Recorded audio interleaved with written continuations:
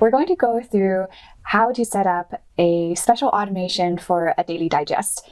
When you're setting up a daily digest, it doesn't need to be every single day. It could be a weekly digest of all of the projects you've got coming up. It could be a morning review of all of the different tasks or projects that have been completed yesterday. You could also have a orders received in the last 48 hours if you're a retail company. So this type of automation is really helpful if you just want to give your team a good sense of what's been going on and perhaps some updates either during the week, during the day, or for that entire month altogether. It's a really helpful thing to set up, and let's get into it. Thanks for investing in your own knowledge base. I'm Cherry Yang, the founder of Claribase. We're going to be releasing our flagship course, Airtable Mastery, for free. In the course, you can find over 100 videos on topics like design, integration, automations, and interfaces. It's perfect for the Airtable champion who wants to build their database right the first time. You can sign up for the course at the link down below. At the moment, I'm in our demo PM base that we've been using, so I'll click over to our automations. Once we're in our automations, we're going to click on Start a New Automation.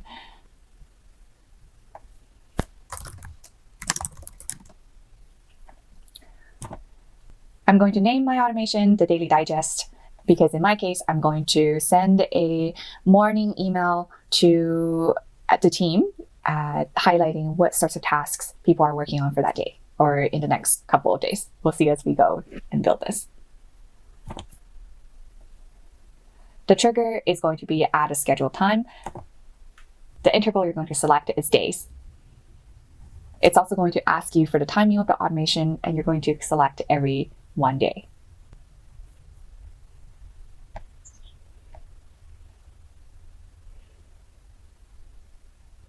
In my case, I'm going to send out this automation at 6 a.m. in the morning. And I'm going to test the trigger.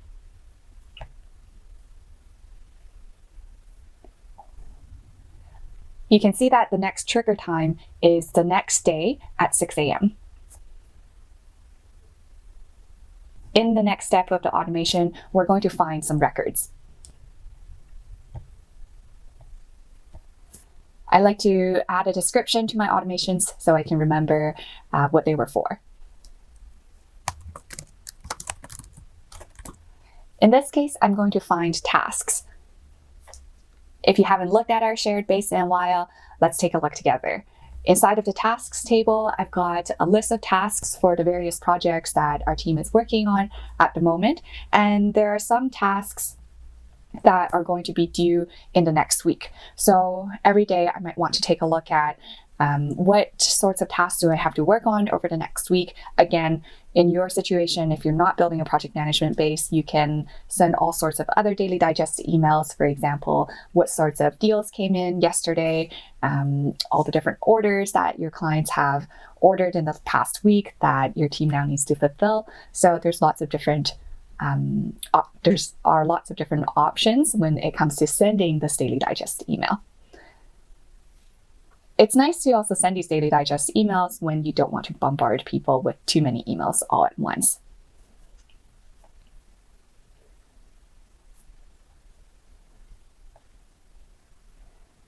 Back in my automation, in that find step, I'm going to be looking inside of the tasks table. And I'm also going to find records based on a specific field.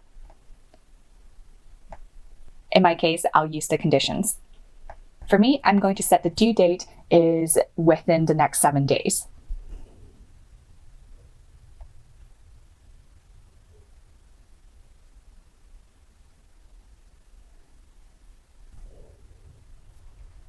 Once I test that step, I can see that I found 7 different tasks that I have due within the next 7 days. And I can see a list of the tasks as well. In the next step, there are 2 options you can take.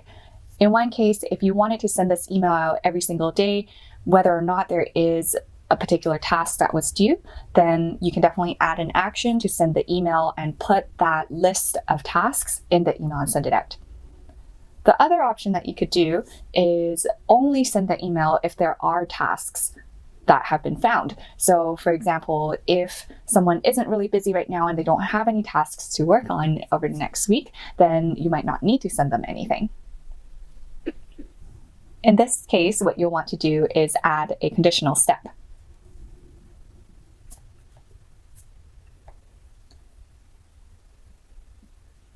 In the condition, what you'll want to include is that the record length is greater than 0.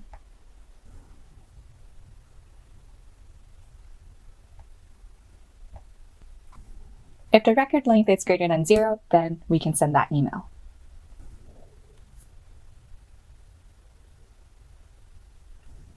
When you're sending an email, you'll want to make sure you connect their Gmail account, or if this email isn't coming from your email and it's coming from your organization's info@email or about@email or sales@email, you'll want to make sure you connect the correct email. So this email could be sent from a corporate account if it's a team-wide email, and that way if someone from your team leaves, then your automations won't break. In my case, I'll just send this email to myself.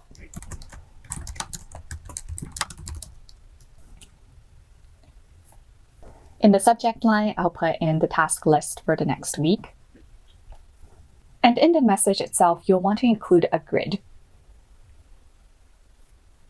When you're including a grid, Airtable will also ask you what fields do you want to be included in that grid. Of course, if your table has 100 different fields, you're not going to want to include every single value in the email. And instead, you'll just include whatever is actually relevant for your team in that moment.